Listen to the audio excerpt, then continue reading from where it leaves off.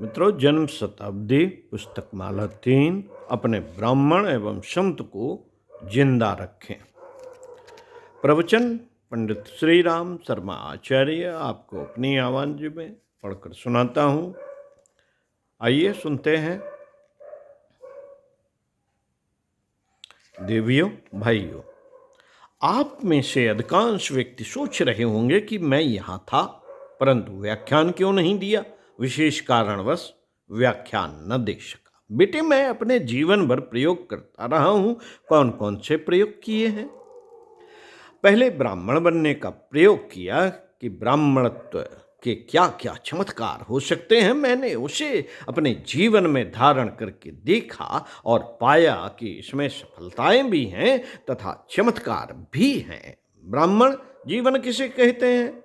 किफायत सारी जीवन को कहते हैं। ब्राह्मण उसे कहते हैं जो अपना खर्च कम से कम में चला सकता हो तथा अधिक से अधिक अपना धन, अक्ल, मेहनत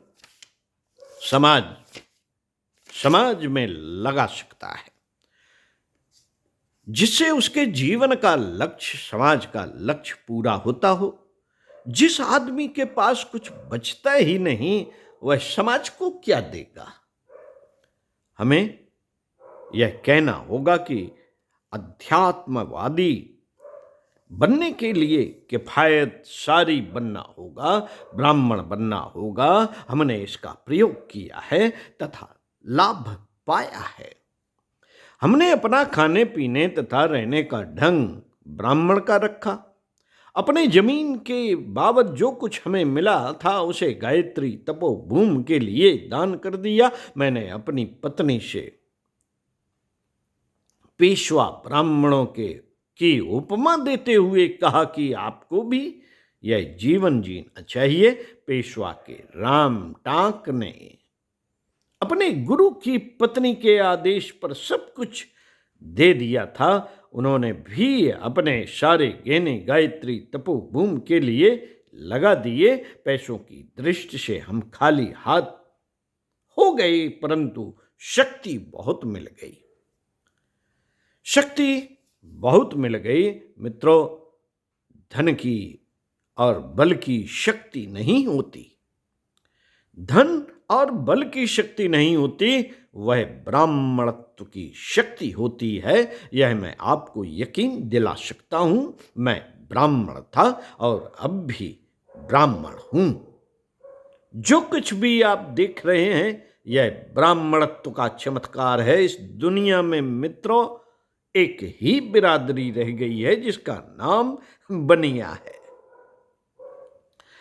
एक ही बिरादरी रह गई है जिसका नाम बनिया है। बाकी सारी बिरादरी मर गई है। एक ही जिंदा है, वह है बनिया। सारे के सारे क्षेत्र में बनिया छाया है, ब्राह्मण कहीं नहीं। परंतु हम ब्राह्मण हैं, इस बात पर हमें गर्व है तथा संतोष है। अगर कोई अपने को ब्राह्मण बना सकता हो, अपने खर्च और लागत को कम कर सकता हो तथा नियत में ब्राह्मणत्व है, तो हमें प्रसन्नता होगी। परंतु आपकी नियत में तो चांडाल बसा हुआ है। आदमी को गरीब भी होना पड़ेगा। यह हमने ब्राह्मण का प्रयोग करके देखा। दूसरा वाला प्रयोग हमने किया साधु का, जिसका नाम तपस्वी है। हमने अपने सारे छिद्रों को बंद कर दिया। यह दूसरा कदम है। कांटे पर चलने वाले का नाम तपस्वी नहीं। कांटे पर चलने वाले का नाम तपस्वी नहीं। ठंडे पानी से नहाने वाले का नाम तपस्वी नहीं। उस आदमी का नाम साधु और तपस्वी है। जिसने अपने आप को तपाया, उसका नाम तपस्वी है, उसका नाम साधु है। हमने अपने आप को तपाया है। अक्ल की दृष्टि से आदमी से ज्यादा बेईमान, बहुरूपिया कोई नहीं है। हमने अपनी अक्ल को ठीक कर लिया, आप भी मारे डंडों से अपनी अकल को ठीक करें। हमने अपनी हर चीज को तपाया, भीतर वाले हिस्से को भी तपाया। हमने अपने हर चीज को तपाया, भीतर वाले हिस्से को भी तपाया। हमने अपने मन को, बुद्धि को तपाया। पर आपकी बुद्धि तो ऐसी चांडाल है, पर आपकी बुद्धि तो ऐसी चांडाल है, ऐसी पिशाचिनी है कि क्या कहें। किसी की जिंदगी की समस्या को हल करने का सवाल था तो आपकी अक्ल, आपकी बुद्धि ने ऐसी मक्कारी की कि क्या कहना। पैसे से लेकर समय तक हमने केवल समाज के लिए खर्च किया। यह कसा हुआ जीवन हमारा तपस्वी का जीवन है। मंत्रों में शक्ति है, गलत बात नहीं। मंत्रों में शक्ति है, गलत बात नहीं है। देवताओं में शक्ति है, यह भी गलत नहीं है। किंतु अगर कोई आदमी तपस्वी है तो वह हर काम को कर सकता है। अपने अनुष्ठान काल में हमने किसी से बात नहीं की, कोई भी अन्य चीज नहीं खाई। जी जौ की रोटी एवं छाछ, बस यही दो चीजें हम खाते रहे।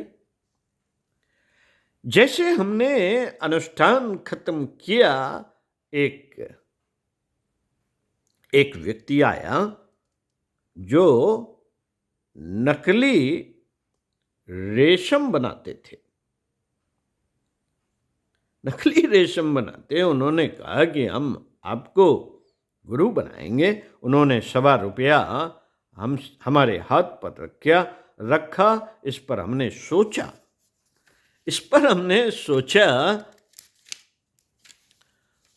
तब तो हम ब्राह्मण नहीं हो सकते, हम मजदूर हैं क्या। उन्होंने कहा कि ब्राह्मण को तो लेना चाहिए। यह आज से लगभग 35-40 साल पहले, सन 1945-46 की बात है। उस सज्जन को लेकर हम बाजार गए। उस जमाने में ठंडी में बिछाने के लिए पुराने कपड़ों के तथा रुई की हाथ से बनी दरियां ₹2 में मिलती थी। उससे वही चीजें खरीद कर जरूरतमंदों में बांट दी, पर अपने लिए हमने उसे स्वीकार नहीं किया। हमारी अक्ल एवं जो भी चीज हमारे पास थी उसे हम हमेशा बांटते चले गए। उस आदमी ने कुछ दिनों के बाद हमारे पास ₹200 भेजे। हमने उसे गायत्री तपोभूमि के मंदिर बनाने में लगा दिया। यह वह पहला आदमी था जिसने हमें पैसा भेजा था। यह घटनाएं सुना रहा हूं मैं आपको अपने तपस्वी जीवन की। इसी तरह हमारे सारे कार्य होते चले गए, कोई काम हमारा रुका नहीं। एक प्रयोग वाणी के संयम का हम सुनाते हैं आपको। हम चाहते थे कि हम मौन धारण कर लें तथा बैखरी वाणी का प्रयोग कम करें। हमने जितना व्याख्यान दिया है, दुनिया में शायद ही किसी व्यक्ति ने व्याख्यान दिए होंगे। अब हमारे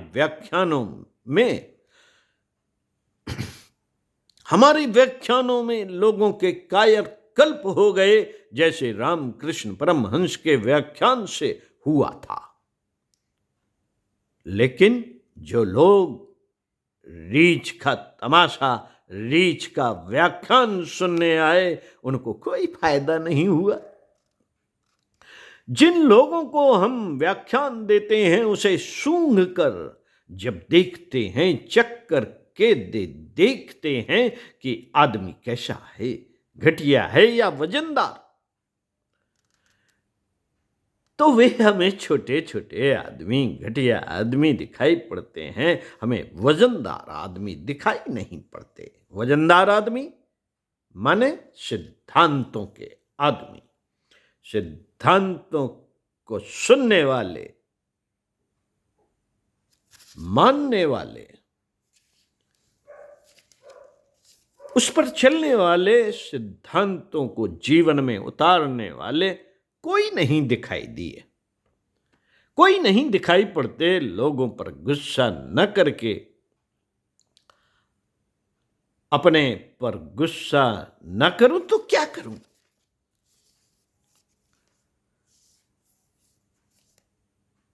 आपको मालूम है, जब आदमी मरने को होता है तो बहुत से आदमी मिलने आते हैं, बहुत सी शक्ति खर्च होती है। कोई कहता है ताऊजी अच्छे हैं, कोई कहता है हमें आशीर्वाद दे दीजिए। इससे बातें करने में बहुत शक्ति खर्च होती है, इसमें भीतरी शक्ति बेहद खर्च होती है। इसलिए हमने विचार किया कि हम मिलना बंद कर देंगे। हम अपनी बैखरी वाणी को दूसरे काम में खर्च करेंगे। बैखरी वाणी कम हो जाएगी, तब पश्यन्ति वाणी, मध्यमा वाणी का उपयोग करेंगे ताकि हम ज्यादा काम कर सकें। बिना बातचीत किए ही ज्यादा काम कर सकते हैं तथा वातावरण को गर्म कर सकते हैं। बेटे अरविंद घोष ने, महर्षि रमण ने इस प्रकार का प्रयोग किया था और सारा हिंदुस्तान गर्म हो गया था। बैखरी वाणी की मध्यमा से अनावश्यक शक्तियां खर्च होती चली जाती हैं। इसलिए मैंने विचार किया कि अब इसका खर्च कम करेंगे। भगवान की शक्ति बहुत है। अब की बार मैंने प्रयोग किया, अब बोलने की बात कम करता जाऊंगा, इस काम में समय कम खर्च करता जाऊंगा और लोगों की से बातें कम करता चला जाऊंगा। कारण अधिकांश लोग अपनी राम कहानी लेकर आते हैं, अपनी राम कहानी लेकर आते हैं। अनावश्यक भीड़ आ जाती है और कहती है कि हमारा मन नहीं लगता, ध्यान नहीं लगता। बेकार की बातें लोग करते हैं। यह नहीं कि मतलब की बातें करें, बेकार की बातें करने में अब हम समय खर्च नहीं करेंगे। वाणी से बात नहीं होगी तो क्या आप निष्ठुर हो जाएंगे? नहीं बेटे, हमने ब्राह्मण के बाद संत के रूप में कदम बढ़ाया है। संत के रूप में कदम बढ़ाया है, उसे कहते हैं संत। उसे कहते हैं जिसका मन करुणा से लबालब भरा हुआ होता है, जो दाढ़ी वाला होता है, रंगा हुआ कपड़ा पहन लेता है, ध्यान कर लेता है, उसे संत नहीं कहते। उसे संत नहीं कहते। करुणा से भरा हुआ व्यक्ति ही संत कहलाता है। जब तक हम हैं तब तक हम समाज के लिए काम करते रहेंगे। जब तक हम हैं तब तक हम समाज के लिए काम करते रहेंगे। एक हमारा प्याऊ जो कभी सूखेगा नहीं, जो पसीने से लथपथ हो गए हैं, थक गए हैं, हमारे प्याऊ पानी हमारी तपस्या में से उनको देते रहेंगे। अपने प्याऊ पानी तपस्या से उनको देते रहेंगे, उन्हें हरा भरा बनाए रहेंगे। आप सब लोग हमारी प्याऊ में पानी पी सकते हैं। ब्राह्मण संत का जीवन चलता रहेगा। हम प्याऊ बंद नहीं कर सकते। हमने एक चिकित्सालय डिस्पेंसरी खोला है। जो भी दुखी हमारे पास आए, हमने उसे छाती से लगाया, उसकी बीमारी का, दुख का बराबर ख्याल रखा है। संत का काम भाव संवेदना का है। हमें अपने बच्चों को खिलाना है, बच्चों की देखभाल करनी है, बच्चों को गुब्बारा बांटना है, बच्चों के चेहरे पर मुस्कुराहट देखनी है। ये चीजें देखकर हमको खुशी खुशी होती है। हम बच्चों के स्कूल चलाते हैं। इसका मतलब क्या है? हमारा अस्पताल चलता है, डिस्पेंसरी चलती है, प्याऊ चलाने से क्या मतलब? यह आध्यात्मिक बात है बेटे,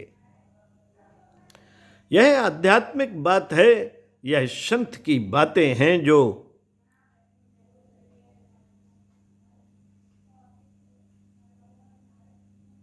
तो क्या आप संत की दुकान बंद कर देंगे? नहीं, बंद नहीं करेंगे। जब तक हम जिंदा हैं आगे भी चलता रहेगा। आप लोगों को हमने कई बार कहा है, 1000 बार कहा है कि आपको जो समस्या है उसे आप लिख कर दें। आप आधा घंटे भी भगवान का नाम नहीं ले सकते हैं? आप कहते हैं कि हम आपके रास्ते पर चल सकते हैं। बेकार की बातें मत कीजिए।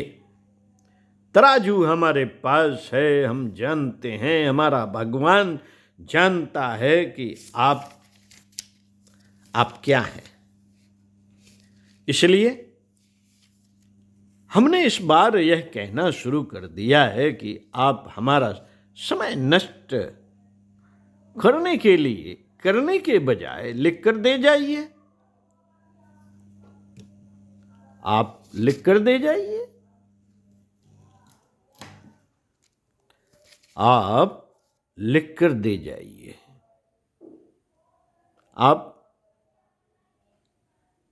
यहां ना ध्यान करने आते हैं, ना पूजा करने आते हैं, न मतलब की बात करने आते हैं, केवल घूमने आते हैं, किराया खर्च करते हैं। आप हमें बेअकल समझते हैं। आप हमें बेअकल समझते हैं। हम आपको, आपकी नस नस जानते हैं। इसलिए हमने बेखरी वाणी से बोलना बंद कर दिया है। हमारे गुरु हमसे बेखरी वाणी से नहीं बोलते, पश्यंती वाणी से बोलते हैं, परावाणी से बोलते हैं। आपकी बातों को हमने सुन लिया है और कहा है कि बेकार की राम कहानी कहकर हमारा समय क्यों खराब करते हैं? हमें राम कहानी से क्या मतलब? आप मतलब की बात कहिए। साथियों, हमारे मौन धारण करने का एक और कारण है। आप यह मत सोचिए कि मैं अपना प्याऊ बंद करने जा रहा हूं। हमें बच्चों को खिलाने का शौक है। हमें बच्चों को प्यार करना, उन्हें गुब्बारा देना बहुत प्यारा लगता है। स्वयं घोड़ा बन जाना तथा बच्चों की को पीठ पर बैठा लेना तथा घुमाना बहुत प्यारा लगता है। हम जो भी सहायता आपकी कर सकते हैं वह अवश्य करेंगे, परंतु आपका भी स्वयं में संवेदना पैदा करनी होगी। हमने कहा है कि आप उपासना करिए, जप करिए, ताकि आपको उस समय परा एवं पश्यंती वाणी से दिशा दे सकूं। अन्यथा मैं अपने मौन की शक्ति प्रेषित करूंगा और आपको नुकसान होगा। मेरे गुरु के व्याख्यान देने का कार्य बंद हो गया तो क्या, उनकी शक्ति कम हो गई? हम नहीं बोल रहे हैं, हमारा गुरु बोल रहा है। हमारा गुरु बोल रहा है, आप भी उनकी शक्ति से बोलेंगे। प्रज्ञा पुराण जब आप कहेंगे और लोगों को सुनाएंगे, तब वह आपकी वाणी में नहीं बल्कि मेरे गुरु की वाणी में होगा, जिसमें अधिक ताकत होगी। आपकी वाणी में कोई ताकत नहीं होगी। आप ऐसे ही बकवास करते रहेंगे, हम मौन हो जाएंगे तो हमारी शक्ति बढ़ जाएगी। तो हमारी शक्ति बढ़ जाएगी, हमारी परा एवं पश्चिंत वाणी की ताकत बढ़ जाएगी। आप मेरी उस वाणी को सुनेंगे तो आपके आंखों में पानी आएगा, भाव संवेदना जगेगी। इसमें हम आपकी सहायता ज्यादा कर सकेंगे। आप क्या सोचते हैं? आप क्या सोचते हैं कि आप लोगों के ऊपर हमारा कोई असर नहीं पड़ता? यह हमारा मान ब्राह्मणत्व है, यह तपस्वी की वाणी है। हमने सेवा करने में संत की प्रवृत्ति को जिंदा रखा है कि हम समाज की सेवा करेंगे। आज व्यक्ति की सेवा ज्यादा है, समाज की सेवा गौड़ हो गई। हमारे मरने के बाद आप देखेंगे कि गुरु जी के मरने के बाद उनका समय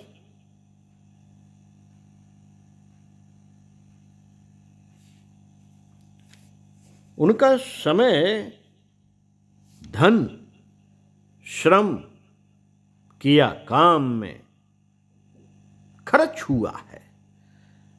किस काम में खर्च हुआ है? हमारी शक्ति एवं सामर्थ्य बच्चों को खिलाने में, अस्पताल खोलकर मरीजों की सेवा में खर्च हुई। हमने अभी तक समाज को 40% दिया है और लोगों को, दुखियों को 5% दिया है। अब हमारा मन है कि इसका हिस्सा बढ़ाया जा सके। तब हम मौन धारण कर लेंगे जब हम मौन धारण कर लेंगे तो हमारा ब्राह्मण और जग जाएगा। उस समय हम व्यक्तियों को भी ज्यादा सेवा कर सकेंगे, व्यक्तियों की भी ज्यादा सेवा कर सकेंगे, ठोस सेवा कर सकेंगे। अभी तक हमारी सहानुभूति का अंश ज्यादा रहा है, सेवा का हिस्सा कम रहा है। हमने सहानुभूति दी है तथा पाई है। अगर हमसे किसी की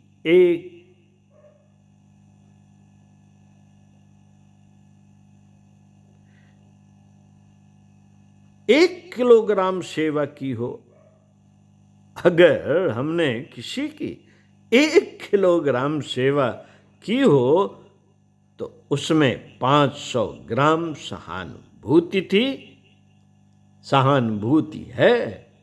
उस समय हम साधन संपन्न एवं समर्थ थे।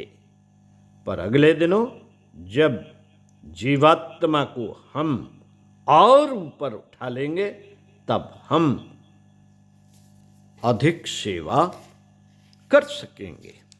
आपके लिए हमने कुछ किया है या नहीं, इसका सबूत देखना हो तो दृष्टि पसार कर देखिए कि कुछ है तो आप पाएंगे कि इसी कारण से यह 50 लाख आदमी हमसे जुड़े हैं। अब तो करोड़ों में हैं। 50 लाख आदमी हमसे जुड़े, अन्यथा इतने आदमी कहाँ से आते? यह हम कहाँ कहते हैं कि कुछ नहीं हुआ। 50 लाख आदमी हमारे एक इशारे पर खड़े हो सकते हैं। इतने शक्तिपीठ कहाँ से बन गए? 50 लाख मुट्ठियाँ, 50 लाख लोगों का 1 घंटे का समयदान कुछ मायने रखता है। हम अपने ब्राह्मण को फिर जिंदा करेंगे। संत दानी होता है। आदमी को दानी बनने के लिए संत बनना होगा। हम ब्राह्मण और संत को पुनः जिंदा करेंगे। ब्राह्मण जमा करता है, संतों से खर्च कर देता है। हमने निश्चय किया है कि विचार किया है कि जिंदगी के हर आखिरी क्षणों में अपने ब्राह्मण एवं संत को साध कर सबके लिए एक मिसाल स्थापित कर दूं।